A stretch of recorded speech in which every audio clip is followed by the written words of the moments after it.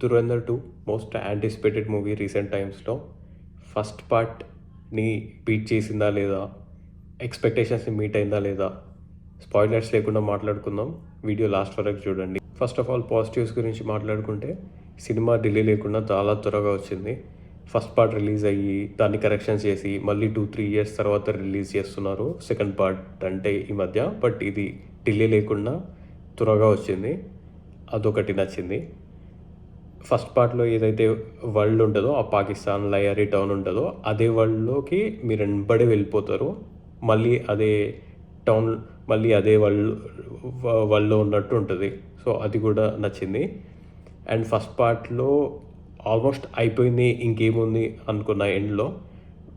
But ఇక్కడ దాన్ని డీసెంట్గానే continue చేశారు. టూ మచ్ డ్రాగ్ చేయకుండా జస్ట్ దానికి కంటిన్యూ చేసినట్టు ఉంటుంది, కావాలని డ్రాగ్ చేయకుండా. అండ్ ఇందులో కూడా సేమ్ ఫస్ట్ పార్ట్లో లాగా ఇండియాకి కనెక్ట్ చేస్తూ, ఆ ఇండియన్ ఇన్సిడెంట్స్కి కనెక్ట్ చేస్తూ చేశారు. అది కూడా బాగుంది.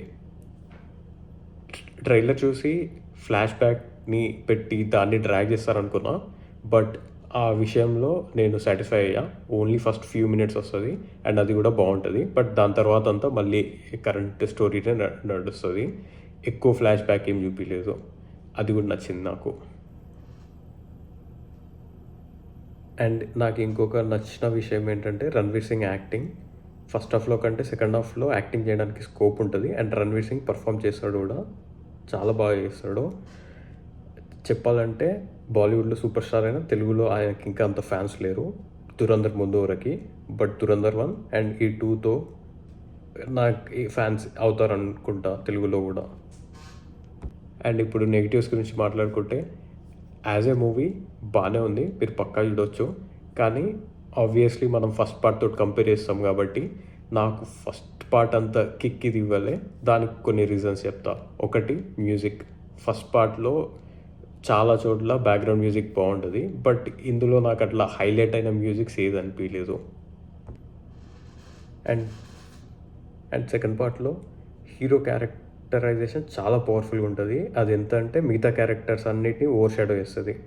ఫస్ట్ హాఫ్లో హీరో కంటే మిగతా క్యారెక్టర్స్ పవర్ఫుల్గా ఉంటాయి. సో దాన్ని హీరో ఎలా బీట్ చేస్తాడు అన్న యాంగ్జైటీ, ఆ ఎంతూజియాజం ఉంటుంది మనకి, చూడాలి ఎలా డీల్ చేస్తాడని. కానీ సెకండ్ పార్ట్లో ఏంటంటే ఆల్రెడీ చాలా పవర్ఫుల్ ఉన్నాడు, సో ఏదొచ్చినా చేస్తున్నాడులే అన్నట్టు ఉంటుంది.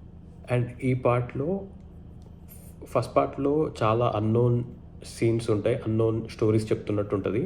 బట్ సెకండ్ పార్ట్కి వచ్చేసరికి ఆ ఇన్సిడెంట్స్ చాలా ఫేమస్ కాబట్టి మనకు ఆల్రెడీ తెలిసి ఉంటుంది. So we can guess what is going to happen next అని. సో అదొకటి కొంచెం అక్కడక్కడ తగ్గినట్టు అనిపిస్తుంది ఈ మూవీ. బట్ ఓవరాల్గా తీసుకుంటే it is a very good movie. First half అంతా కాకుండా స్టిల్ మన మనీకి, మన టికెట్ ప్రైస్కి డెఫినెట్గా worth it. And 4 hours run time వచ్చేసి మధ్యలో స్ట్రెచ్ చేసినట్టు అనిపిస్తుంది. బట్ ఓవరాల్గా యూ కెన్ వాచ్, ఎక్కడ ఇంకా లేచిపోవాలి అన్నట్టు అనిపించదు. ఇట్ ఈస్ గుడ్, ఖచ్చితంగా చూడొచ్చు.